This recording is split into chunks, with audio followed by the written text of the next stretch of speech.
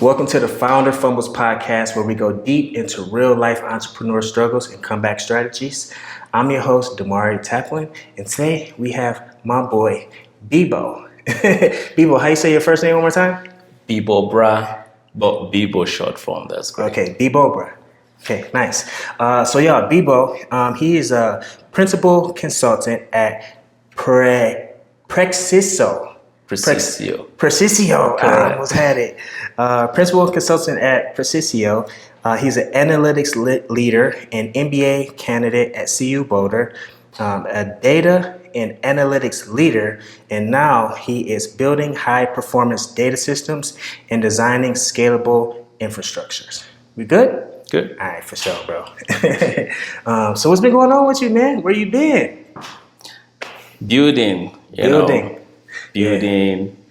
the company, building new products, building myself to ensure that I can build sustainable, dynamic teams that can lead us to where we're headed with Prexiso. That's dope. So, how is Prexiso? How's everything been going? What is Prexiso? Tell everybody what that is exactly. That's a great question. So Prexiso is a data and AI consulting company. Data and AI consulting company. Yes, and we started that about 4 years ago. And we help medium-sized companies build their data infrastructure. That's integrating data from different sources, creating data products that help drive data-driven decisions. Usually this is available to like the multi-big companies, and the mid-sized companies, oftentimes they don't have data teams or business intelligence teams or IT teams. So we come in there to bridge that gap for them to use their data to produce solutions that help drive their business forward. Dope. So Prexiso, where did you get the name from? I did a rebranding. Initially, it was ADB, Data Solutions, but Prexiso was thinking about what is a value, what do we bring to customers, and it is precise insights. Got you. Okay. So what happened to the other thing you had going on? You was doing some like new CRM or something like that, right? Well, it's the life. That's part of Prexiso's product. It's called Dahmari. Oh, yeah, that's right. Yeah, it's called Dahmari, and Dahmari is a business management system, right? And it helps small businesses manage their entire business end to end. So you can connect it to QuickBooks to have access to all your customers and financial data and project data. And then it also serves as a CRM and an invoicing system. Also like a broad basic financial management system. Right. It gives business leaders visibility into the entire business, and they can get some core financial insights. That's dope. So is it launched? Yeah, it's launched, it's live, and it's being used. People are using it. Yeah, how many users you got? Currently I have 25 users. That's enough. No advertisements, anything like that. I never really talk about it because the newest product we're building is Fintelix. But recently, about a month ago, we upgraded Dahmari to be an AI-powered system. So now it's a smart system where you can tell it to create customers for you, and then it automatically creates and writes it to QuickBooks if you have a QuickBooks account integrated. And also you can create a project, and that's what you need to do. It automatically then creates about 15 tasks that you need to do and auto assigns them to all your teammates based on skill level and availability. So you a developer? I am. That's one of my skill sets. You're a developer. So did you build this like from code, or did you use like a AI no code builder? Like vibe coding? Vibe coding, or I don't know what vibe coding is. I know one. I think it's called like Lovable or something like that. That's a good one. I've never used it. Again, I am a developer. I'm an engineer by training, and I also took my third degree is in software development. So I can write code myself. So Diaby, I created that end-to-end by myself. And then Fintelix also, I created by myself. So no vibe coding for me, but hey, the AI is very valuable to do maybe writing tests for me and brainstorm ideas. But I code everything from scratch. That's dope, man. Yeah, because I was trying to get you to become like my CTO, man. I needed you, but luckily I found the CTO. He's great. Giovanni is fantastic. Congrats. Hopefully by the time this episode drops, he's still with me. You know what I mean? Because moving soon and stuff like that. He is here in Denver. I'm going to Detroit soon. You know, back home. But anyway, How do you feel about that? I am super excited. You know, I haven't been home since I was 17 years old, and I've been away for 19 years basically. So I've been away longer than I was raised there. I finally get to go back, give back, spend time with my nephews. You know, my brother, granny, uncles, aunties, all that good stuff. My cousins. I just can't wait to see everybody. You know what I mean? That's what my family is. So anyway, I met you through Access Mode. Yeah, that's true. What's your relationship? You know, you cool with like Zanetta, or how did you get that relationship with Access Mode? I don't know. I think I always like to familiarize myself with where I live, and being a Black person, I was looking at what are the platforms out there, opportunities out there for Black founders or minority founders. So I just stumbled on Access Mode during Denver Startup Week, I think 2 or 3 years ago, 2 years ago. Gotcha. And we're doing an event. And then that was the first time I went there for the first time, and I won a Meta VR as a raffle draw that they made. And since then, yeah. You won the Oculus? I think the Meta VR, I don't remember the version, but it's still at home. So that was my very first encounter with Access Mode, and I won something. So I remained there. I got invites from them. I attend events. So I think I met you when you guys were on the final day when you were launching. Oh, I pitched demo day. Yeah, demo That's where day. we met. Yeah. And you pitched an idea at the time. Zigga, your business, is similar to the first AI product I built. And my idea there was having an AI as your co-founder. You know, and so that was why, hey, your idea kind of resonates. We could work together. AI as your co-founder. Correct. Man, we're gonna have to keep in touch, bro. We're gonna have to make that happen, because I need to utilize this AI more than what I am. So we need to make that happen. I'm ready. The code is available. For sure. We're gonna talk. We're gonna touch base. Let's touch base. For sure. So what made you want to be a developer? Well, problem solving, right? So when I went to study petroleum engineering, it is predicted and forecasted that in the year 2035, we are going to have energy crisis, right? Population is increasing, more people are buying cars, building homes and stuff. So I wanted to be part of the solution. And petroleum engineering seemed to be the right way where we explore for oil and gas to increase the energy to match what the demand is going to be. So I've always been around problem solving. But when I migrated to the US, I wanted to enhance my skill set, right? So I started teaching myself how to code. And I did that for about 8 months. Then I transitioned fully into writing code, doing data analytics and business intelligence. And I've not looked back since. So you say when you came to the US, so where are you from? Originally from Nigeria. From Nigeria. That's correct. How long have you been here? Been in the US 9 years now. That's dope, bro. Thank you. I got to get to Nigeria, man. I've been to South Africa. That's where my wife from.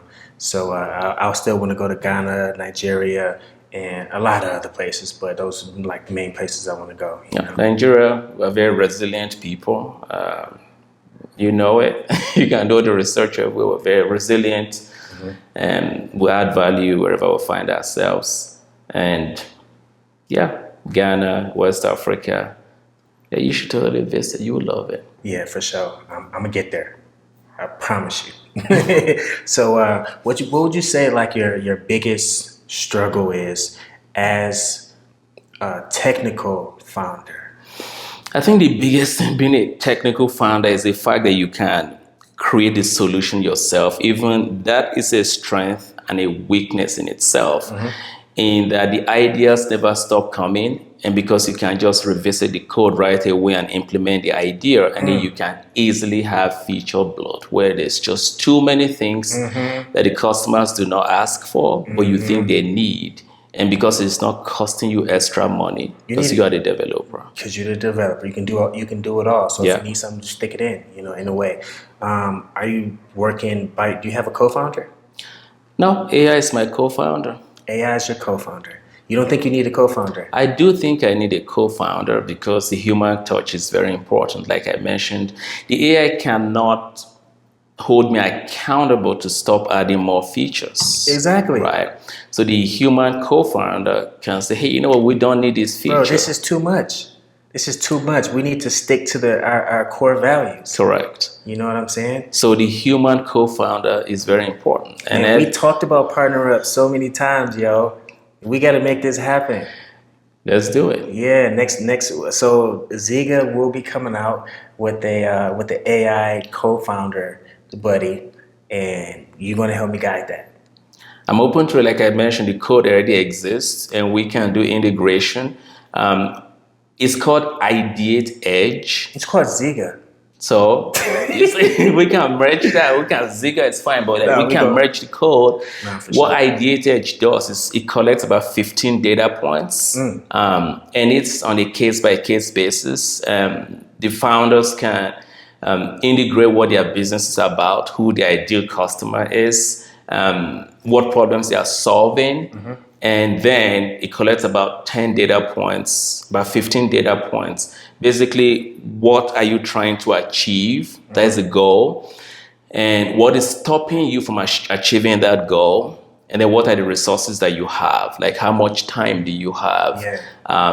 Do you have social network? How much money do you have to accomplish that goal?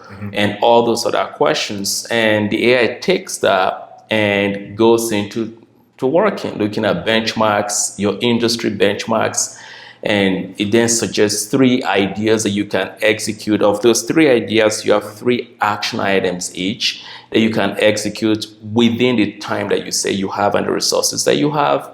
And then it also holds you accountable. It holds you accountable, so you can see, did you do this XYZ time? How does it hold you accountable? Because then it's connected to your calendar, just send you reminders, hey, have you done this, and different things like that. So it's very powerful, and I do know that some other people are building similar things, but that was a product that I built as 2 years ago. I didn't build it myself. I contracted that to a team of 10, a team of 10. Gotcha. And they build that. It's a very powerful tool. We gotta give that a shot. I want to see it. Do you have like a prototype? I have the working you have product. Everything. Yeah, I will show you up until Stripe. Everything is integrated. So let's touch base. And when you want to touch base, we need to put this on the calendar, bro. Let's touch base next week. Next week. Next week. Next week I'm gonna be. I ain't gonna be that busy. I'm gonna be in Detroit by next week. It's fine. But we're gonna link up virtually. You're gonna show me this, and we putting this on the schedule today. Put it on schedule and get it to work. Like, you see, I'm gonna hold you accountable. Yeah. Today we putting this on the calendar. Like even your founders who use Ziga, they will find it very valuable. Like yesterday, I don't want to mention where I was because I don't know if I'm allowed to mention that. But like you were asking these top companies, how do they see AI as a virtual team member? So the top companies are using it. So what's going to stop startups from using it? So even if they're using Ziga to find their human co-founder, they can have that buddy who like brainstorm ideas with them, who gives them what to work on, and they can say, we want to do this or not. And so it removes that, not the critical thinking or strategic thinking, but it gives them something to start with, where they can strategically look at where they're headed and if what is producing is aligned. So you said, I'm just thinking of this right now. You said that it's for you need a partner to like hold you accountable and stuff like that, right? So what type of business skills do you feel like you lack in, That's a great question. Usually My philosophy about entrepreneurship is very interesting. Don't be married to an idea, right? If you're a problem solver, Yeah, that's one of the main rules. You got to be open for change. Like if you build something and your customer's like, "Oh, we want this," you have to change it to that because that's going to be your paying customers. You can't keep it, be all stubborn like, "Oh, this is how I want it." You have to adjust it to your customers, right? yeah, What you trying to say? yeah, 100%. So with the business side of things, it's one thing to be very technical. I'm very heavy in the technical side. And business side, you have to negotiate, right? You have to negotiate partnerships. You're bringing in a co-founder. There has to be some kind of negotiation, some kind of agreement, and things like what is the transactive memory system? Like, what do they bring to the table? What do you bring to the table? And based on that, what should the equity look like? Should you even have equity? And things like, should you hire employees, great talent, and then you pay them with stock options or different things. So all those negotiation tactics and real business questions that you as a technical person would not think of are the things that at the time I felt I was lacking. And to solve that, I went to Harvard Business School online, and I did it launching tech ventures. And that was for like, I think, I don't remember, is it 12 weeks and stuff. And that was very powerful. They brought people to talk to us, how they launch their product, how they do negotiations. And I got to look at Y Combinator documentations to look at how do you negotiate, who should you even bring to your team, you know, and so those things help. And now, obviously, I'm doing my MBA because I understand the value of business, understanding business as you want to build scalable products that turn into big companies that can even lead to acquisition. So I think the MBA is giving me those powerful business skills that I lacked. So I'm thinking like, how is it that like, well, not how is it, but have you ever got to the point where you felt like quitting? You know what I mean? 100%. Like, and like, how did you get yourself out of that mindset? Like, you know what I mean? Yeah, I think for an entrepreneur, you always get to that point where like, why am I doing this to myself? Tell me about the last time you felt like giving up. Yeah, I'm laughing because... Was it yesterday? But no, tell me about that. Maybe not yesterday, but you know, you are stuck there writing code or thinking about business strategies way into like 2 a.m., 3 a.m. And then you go to bed super angry because you still didn't come up with a solution. And your only peace is to sleep at that moment. But and you are still upset, right? And then you start, well, I could just go really get a job. Like, especially you have a high paying job. I have a job on my skill set. I'm pretty sure you can get paid a lot if you get a job. I get paid a lot. Yeah. So when I think about that whole time you put into the entrepreneurship and you are paying yourself not as much because you're not making a lot of money, even though you probably are making money, but you still need to pay people, right, who are working with you even on a contract basis. And you have different things like meeting up regulations with the IRS, right, like all those other things. And the city and county of Denver, you know, they will not stop asking you for taxes. Like so many things that are very stressful. They don't play about them taxes, man. They don't play about it. So you get to points where you really feel like, why am I doing this to myself? It's not more like, exactly. It's not like, why am I doing this? It's like, why am I causing myself this much pain? I could just stop it right here. Yep. That's it. Yeah, and then the experience, you can take the experience and actually get a very high paying job too. But how I've been able to stay true is I just remember why. What's your why? It's deep. Because I started Prexiso when my first son was born. I didn't even know you had a kid. I have 3 boys. You have 3 boys? And I have twins. Oh my God. My first son and then a set of twins. Dang. So I need to teach them resilience. You know, when I had my first son, and I remember asking for paternity leave because I was feeling like a zombie. Like I wasn't able to give my best. And that wasn't forthcoming. And so I made a decision. Like I have skill sets that are very valuable that people are paying me high-end ticket for. So I'm going to bet on myself and build my own thing. And so I gave him my 2 weeks. Crazy, but I gave him my 2 weeks. The same week my son was born. People might say it's a very stupid decision because you need to. Your mental health is more important than all that. Yeah, because sometimes like you have to like think about. I had already created the company a year ago. I've not started anything. No customers, no clients, and different things. But I had to go in. I have to bet on myself. I know what I bring to the table. And luckily, 2 months later, I signed a 2-year contract. That was worth a lot of money, times 2 of what I was making as an employee. So that why, I still always remember that why. And since then, I've not had to go to work. I've not had to go to office or something. So I'm available to give counsel, to give training to my 3 boys. Like I wake up and I go to work when I have to work. I make sure I deliver client results. But at the same time, I'm there to impute the values that I want into my sons. So that's the most important thing, my family. Always there for them. I don't have to choose work over them. So that's the big why. That's fire, bro. And that's I gotta give you some dap on that one, yo. That's dope. Thank you. So what would you say was your biggest lesson learned, while being a founder?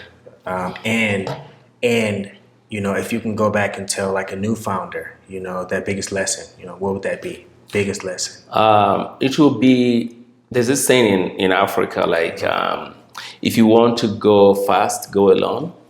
If you want to go far, go together. And so if I was to go back to start again, I will look for people who share the same passion for what I'm doing and then form a team.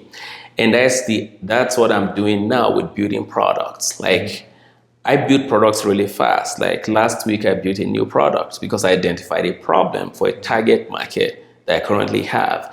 But I'm not shy to share the idea with people anymore. So I just, hey, here's what I'm building, XYZ, share that to people who are likely going to use it. And so they can critique the idea. So now I'm open to collaborations more, partnerships more. Yeah. And that's how I'm doing it now. If I'm to advise an entrepreneur, you have an idea. Your idea needs to be tested. And some ideas, once they hit reality, they die. And then you spend so much time on them. And money, especially if you can't build it yourself. And so one big thing I learned is really working together, looking for your tribe, your community. You can work together. Start with the community, start with a partner, start with your customers, basically, right? Start with your customers is great. But when it comes to building products, I learned recently, about 2 weeks ago, I was speaking with some venture guy. You want to think about the exit strategy from the beginning. Exactly. That's what I learned in my first accelerator. Start with the exit in mind. I was going to say access modes was start with the why. You start, always remember your why, go back to your why. So if all went right this year, with your company, if everything was perfect, what does that look like for you? That's a great question. We are trying to have 2 streams of income, the consulting side, which is consulting as a service, and then the 2 products. And so we want to drive revenue. 60% of our revenue should come from our products and 40% from consulting. Yeah. And so the idea is building these 2 products are data-driven products where we can go in there and help businesses clean their data up, build systems, data pipelines for them that they can then pipe back into the 2 products that we're building.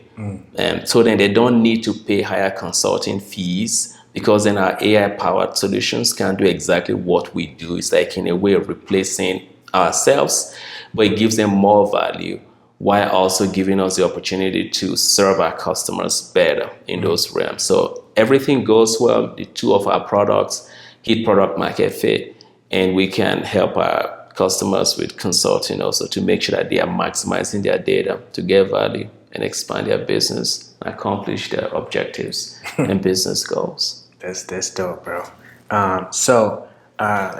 That's like my final question that I ask everybody. So before I let you go today, please let everybody know where they can find you. You know, your socials.